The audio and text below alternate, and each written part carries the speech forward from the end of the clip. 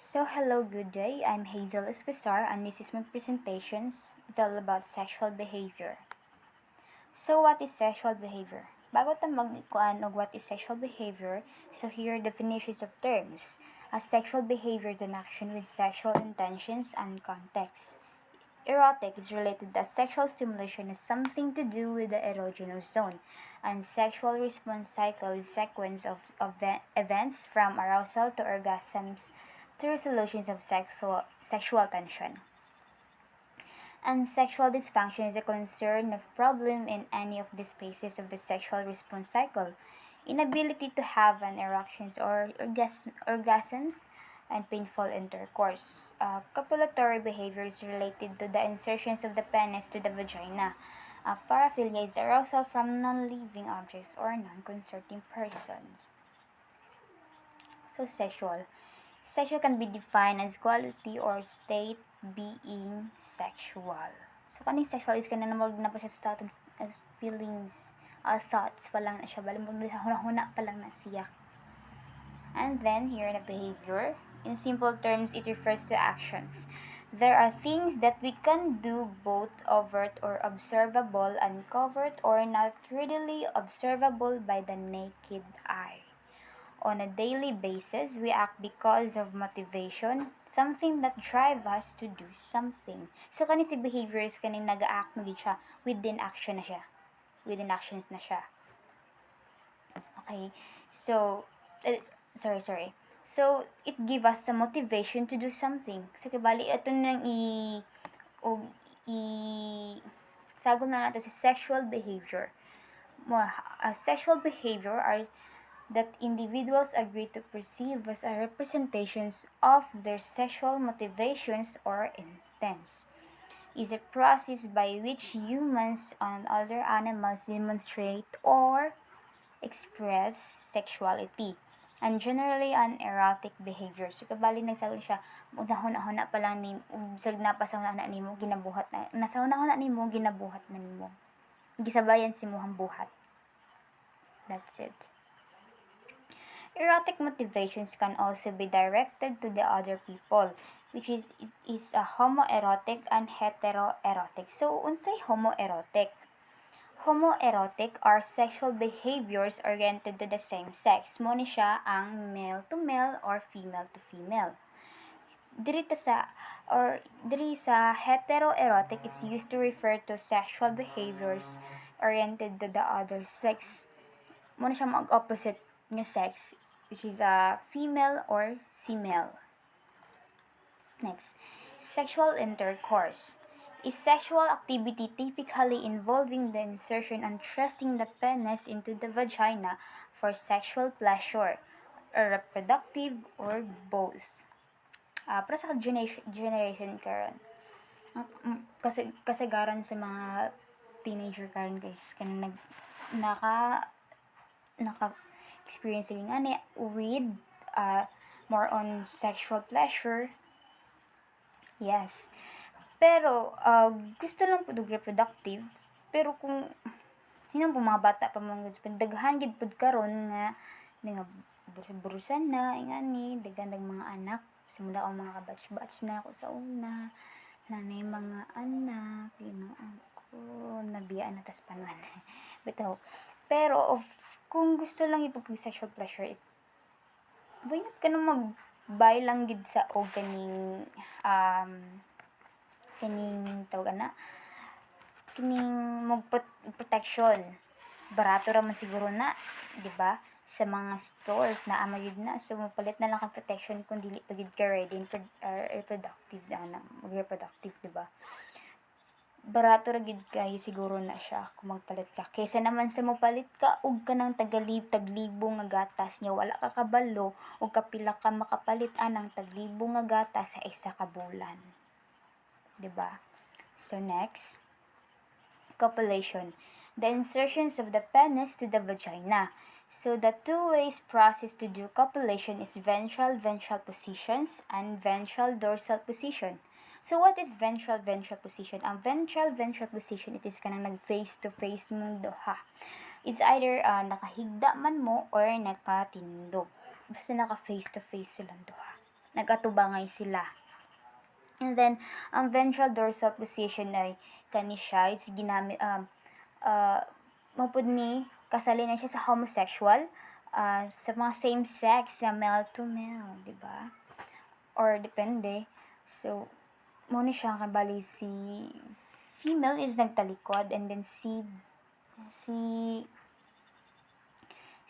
male is nasa likod. Kamo na mag-imagine, kamo na magkuan-ana, maghanap unsa gid na siya. Okay, so the noun copulation is no sexual intercourse occur. It is hugging, kissing, touching, and caressing. Di man na siya matawag og copulation so if sa imo halang mga relatives nimo makig-hug ka, kiss na yun sa cheeks, nga na lang, touch, caressing. If sa mga relatives nimo, family nimo, unless sa imo ang partner. Kay mo kuan gid na siya sa copulation. Mo kuan na gid nga nag-intercourse nga occur na gid na siya. Okay? So next, so here the oral stimulations of the genital. First is a fellatio. Fellatio, gi-search ko pan siya. Okay, so fellatio si cunnilingus. It is oral sex which involves someone's using their mouth to stimulate a man's or woman's genitals. Si fellatio is kaning si fellatio is kaning kasagaran sa kagawaan ng tupad na ganing kanang ginabuhat sab ni siya sa homosexual gihapon kaning fellatio. And then kaning gulos is kaning ang mugdalaan ni si boy, si male, para makuan si female. Okay, so the oral sexual behaviors and activity in anal sex. So pras gihapon siya aning na murag pras siya sa dorsal, bali si female is nagtalikod and then si male is nasa likod. Binuhatan pod ni siya sa homosexual. Nagakuan pod ni siya sa homosexual mga sa same sex, which is male to male kana siya. Okay, so here the sexual response cycle. A pattern of psychological events are occurring during sexual arousal and intercourse. In both man and woman, this event may identify as occurring in sequence for stages: excitement, pleasure, orgasms, and resolutions. So heterosexual is reproduction is the ultimate objective of the sexual activity for the heterosexual couple. Sumato kong gigon kagaina. And the homosexual is pleasure, intimacy, objective, active. Mo siya mga gawain sa mga homosexual, mga same sex lang. And then kani siya dito kay Master and Johnson's model in 1966 and 1970 proposed that the following are 4 phases in cycle. Dirita mo una ta sa excitement. So what is excitement? Ang excitement, guys, is kaning dili siya para sa anang vitamin na oh my god, birthday na nako, excited na ako, basig taga kanang na ako'y regalo madawat, tagaan kog regalo ingani ana. No. Excitement is kanang plus anang si male is kanang indulge na ang iyang iyang penis niya balimurag ready na nga mumbangon na si junior ingani. And then into female naman is kanang to lubricating sa pagiging basa o pagiging wet na. Okay? So here the pleasure. pleasure is a human female is become elongating creating it is a humans become elongating creating the orgasmic. Bali mo nagbuhat na sila kuan para ma-achieve nila ang climax. So dirita kay orgasms mo ni siya orgasms is mo na siya kaning achieve na siya og It is a stage of release the ejaculations na achieve na nila ang ejaculation. Mao na siya. And last is resolution. Resolution is kind of itong paghahuman nila sa pagka-feel or paghahuman nila achieve ang ejaculations na feel na ang climax. So ang ilahang genitals is mo back to normal na. Ang sa male is mo back to normal na siya. And then sa female is mo back mo relax na ang iyang mga organs niya. Yung mga vagina niya. Og dili ta mo tuwa ng mga nagsistorya bitaw nga kanan ni mga story nga kanan kuan kay ganing dako naman siya kuweba ana kani dako kuweba bisan wag kuan sige sa ana lang. No.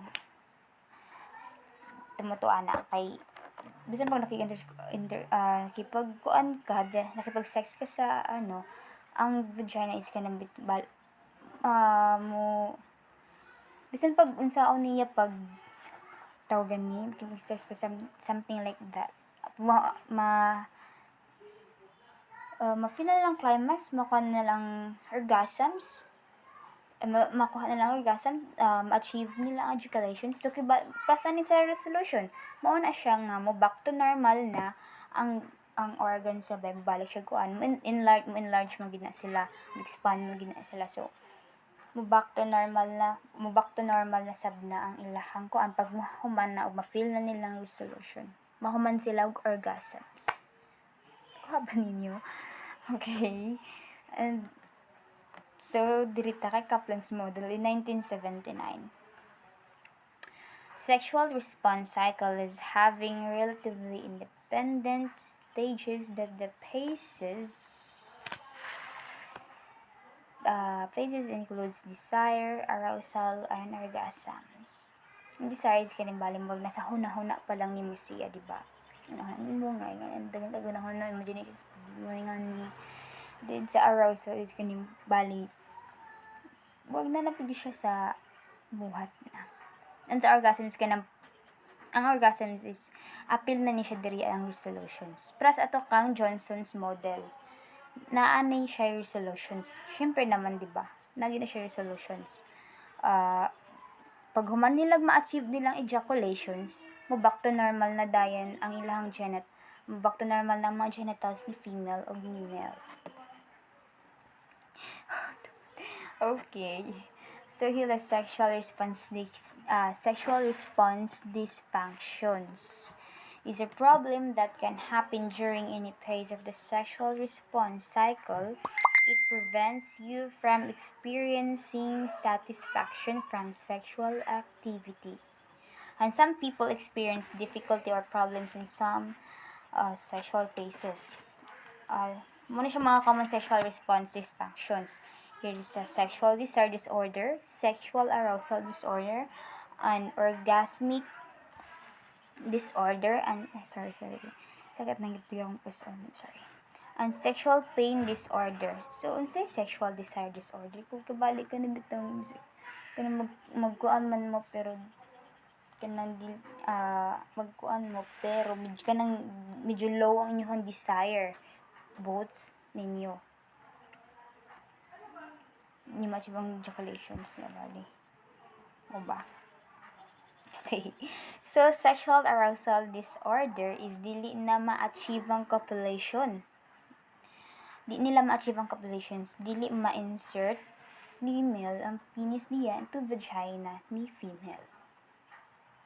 And then, orgasmic disorder is kanang prasa ng premature ejaculations among males.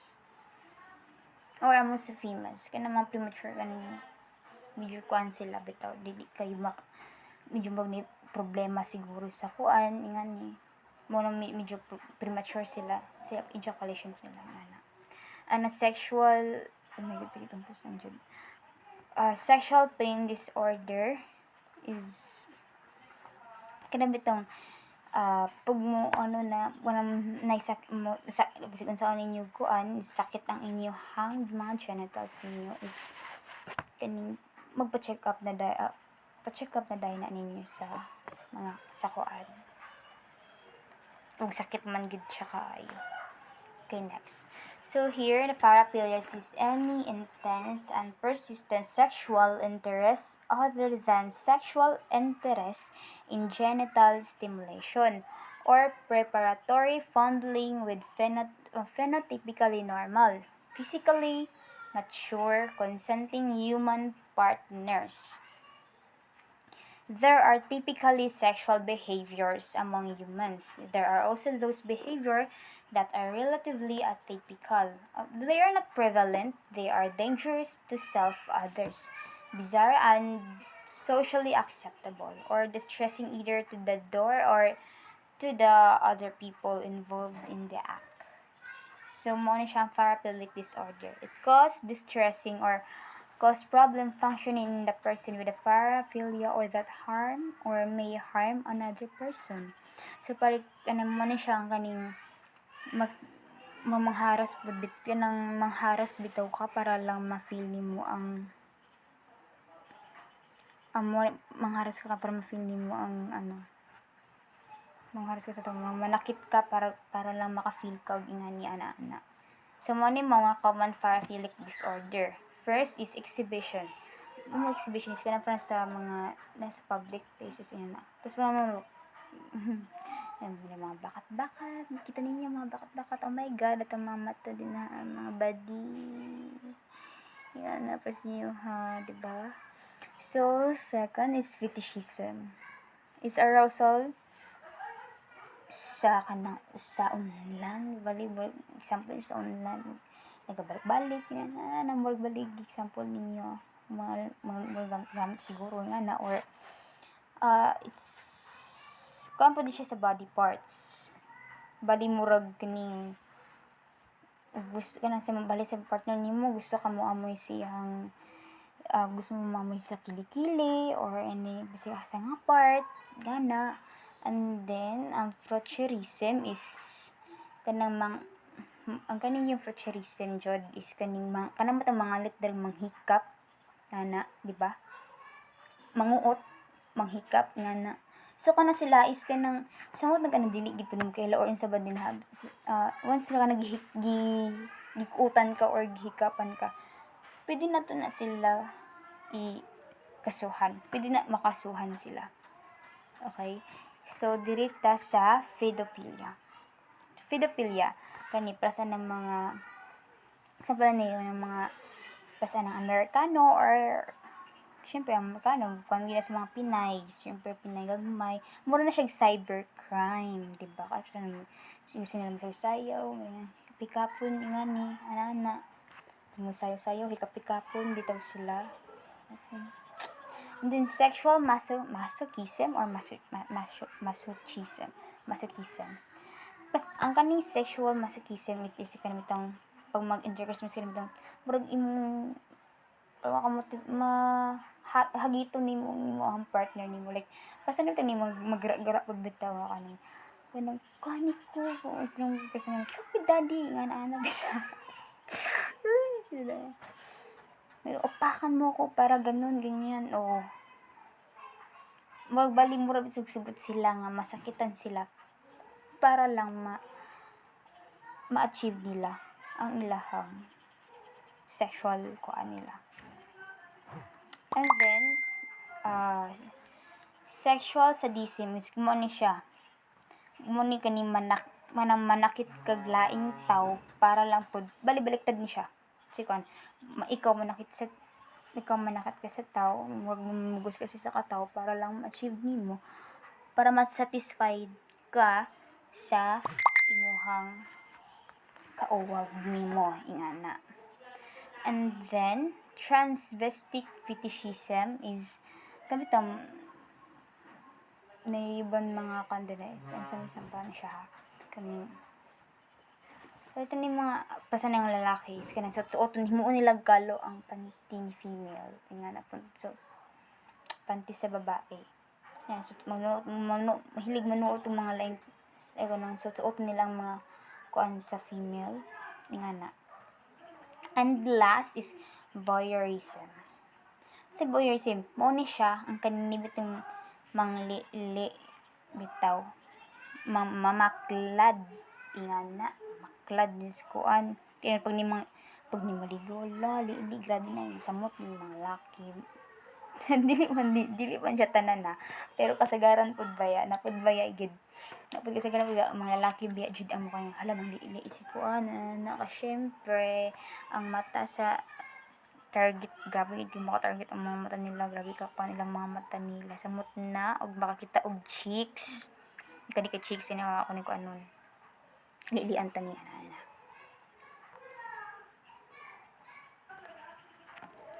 So, mo to siya. So, sexual behavior is normal to a person, but when you are committing crimes, it affects your mental health or it's offensive or harmful to others. You might have to look to specialist for mental health. So, dapat dili lagi ta kaning kung himo man gani kag crime para lang maka-achieve kag ano o gusto ka masatisfy gid ka mo na makahimo ka og committing crimes, dili ta yan. Or you should kaning magpatan-aw na gid kasi special sa mata nang mamugusay nga na. So maora to, thank you.